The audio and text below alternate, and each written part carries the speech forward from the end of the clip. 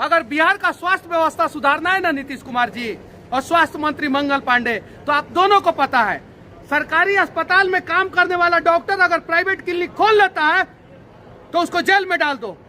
2 दिन में बिहार का स्वास्थ्य व्यवस्था सुधर जाएगा। सामने एम्बुलेंस दिख रहा है ना, ये एम्बुलेंस पहले पीएमसीएच में गया था, 4 घंटा वहां पे एम्बुलेंस खड़ा रहा लेकिन कोई एडमिट नहीं किया। उसके पहले ये एम्बुलेंस आईजीआईएमएस में गया था और रात भर ये लोग जो है अपने पेशेंट को एडमिट कराने के लिए दर दर की ठोकरें खाते रहे। और नीतीश कुमार आप कहते हो ना कि दुनिया का सबसे बड़ा अस्पताल पीएमसीएच को बनाएंगे, अभी जो है उसको तो सुधार के दिखाओ।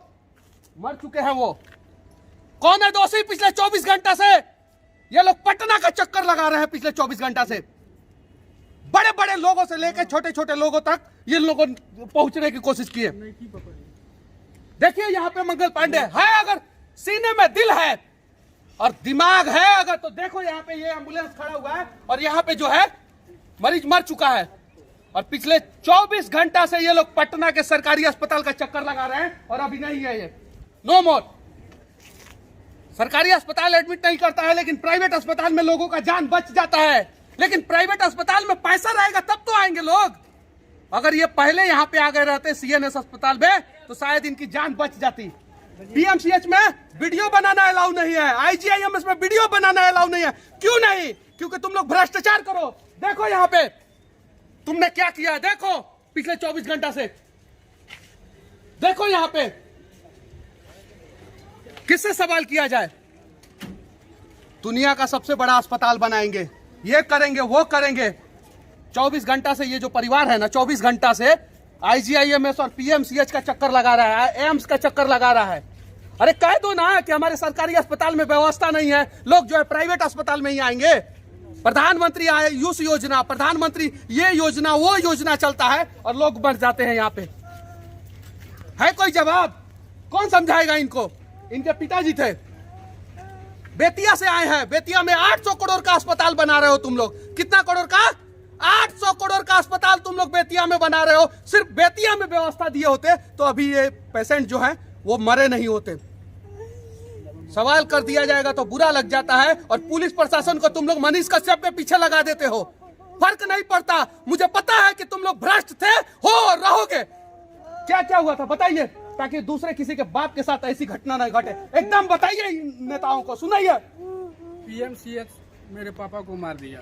कितना घंटा रुके थे? 4 घंटा हम लोग रुके थे, ना कोई डॉक्टर देखने आया और ना कोई निकल के बाहर कोई नहीं आया। पीएमसीएच में वीडियो बनाने से तुम लोग क्या करते हो? डंडा चलवाते हो ना लोगों पे। देखो पीएमसीएच ने एक आदमी को, जिंदा आदमी को मार दिया पीएमसीएच। इस समय बहुत उसके पहले आईजीआईएमएस में आप लोग गए थे, वो बाहर से ही लौटा दिए, बोले कि हमारे पास वेंटिलेटर नहीं है, इनको वेंटिलेटर पर रखना है। अरे वाह, मतलब एडमिट ही नहीं किया। नहीं किया। मतलब इमरजेंसी केस हो अगर तो बिहार के लोगों में आप लोगों से हाथ जोड़ के विनती कर रहा हूं, पिछले 4 साल का एक्सपीरियंस बता रहा हूं, विनती कर रहा हूं कि आप लोग आईजीआईएमएस सरकारी अस्पताल में मत जाना। अगर चले गए ना तो पहला चीज एडमिट नहीं होगे। अगर एडमिट हो भी गए ना तो बचने का चांस नहीं है आईजीआईएमएस में। आईजीआईएमएस में इलाज होता है लेकिन सिर्फ और सिर्फ बड़े बड़े नेताओं का, बड़े बड़े पैसे वाले लोगों का आईजीआईएमएस में इलाज होता है। और पीएमसीएच तो अस्पताल नहीं है, वो मौत का अड्डा बन चुका है, अड्डा।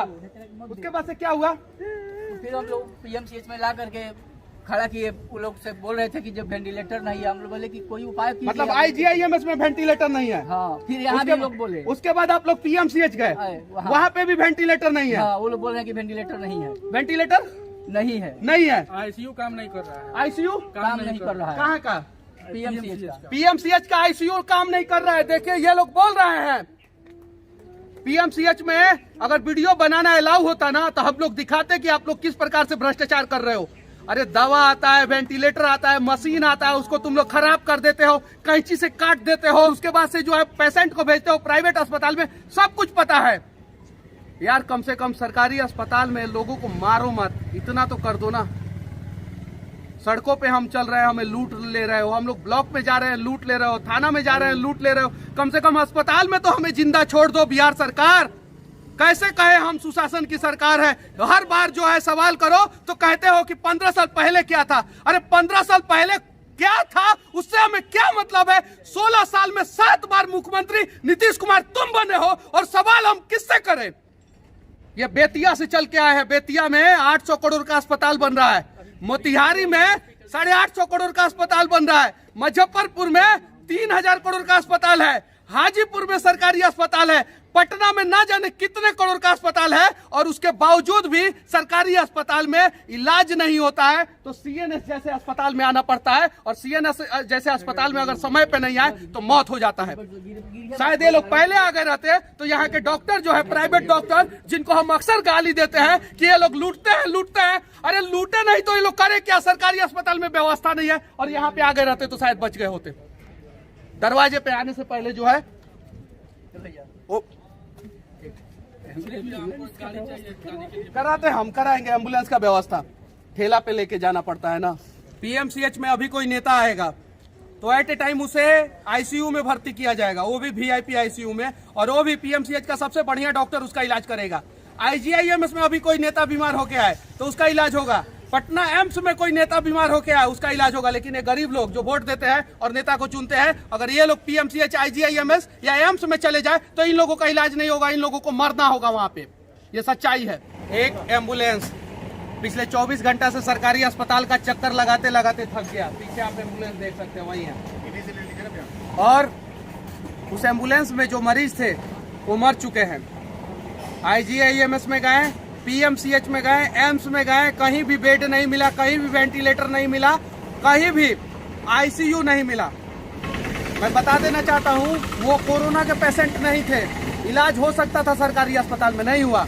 बिहार के लोगों, मैं विनती करना चाहता हूं आप लोगों से, अगर है पैसा तो प्राइवेट अस्पताल में इलाज कराओ, नहीं है ना तो बिहार के सरकारी अस्पताल में मत जाओ।